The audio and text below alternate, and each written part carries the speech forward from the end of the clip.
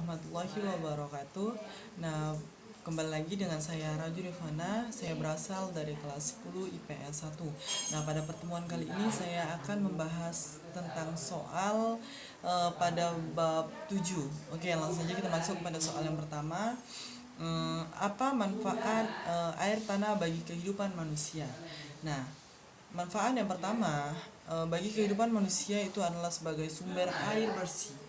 Nah, tidak hanya bagi kehidupan manusia, bagi hewan dan tumbuhan, air bersih juga sangat perlu. Nah, yang kedua eh, itu sebagai pengairan dengan cara membor atau memompa air artesis. Dan selanjutnya itu sebagai sumber untuk keperluan industri. Nah, tidak hanya manusia, industri PT seperti PT PT yang ada di sekitar kita juga memerlukan air. Nah, yang selanjutnya itu biasanya sebagai objek wisata. Oke, soal yang kedua. Soal yang kedua, jelaskan yang maksud dengan das. Oke, das itu adalah merupakan suatu daratan yang menampung air hujan dan disalurkan melalui perairan seperti sungai, laut, danau, dan lain sebagainya. Soal selanjutnya itu soal nomor 3, yaitu sebutkan faktor-faktor yang mempengaruhi perbedaan kualitas air laut. Oke. Adapun faktor-faktor yang mempengaruhi perbedaan kualitas air laut itu seperti yang pertama itu adalah penguapan. Nah, yang kedua itu angin laut. Nah, yang selanjutnya itu ada angin laut. Siap itu ada curah hujan, ada air sungai, letak dan ukuran laut, dan juga itu adalah angin. Soal yang keempat itu apa yang dimaksud dengan air tanah?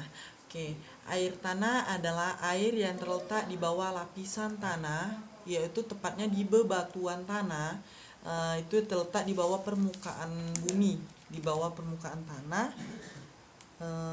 Itu biasanya memiliki air yang cukup jernih yang bisa dikonsumsi atau bisa diolah lagi. Oke, kita masuk ke soal yang terakhir, itu adalah cara-cara cara-cara usaha memelihara sungai. Oke. Cara-cara yang memelihara sungai sebenarnya dari diri kita sendiri. Itu yang pertama adalah tidak membuang sampah di sungai.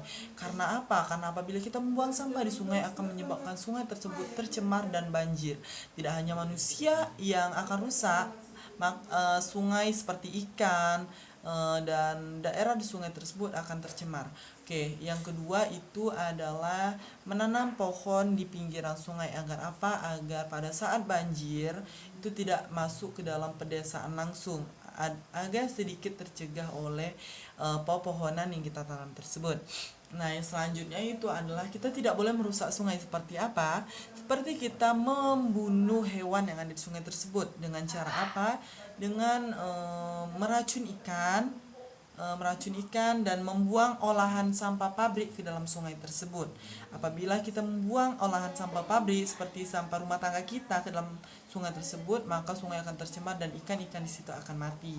Yang selanjutnya itu adalah tidak menambang pasir di daerah aliran sungai. Itu juga sangat penting.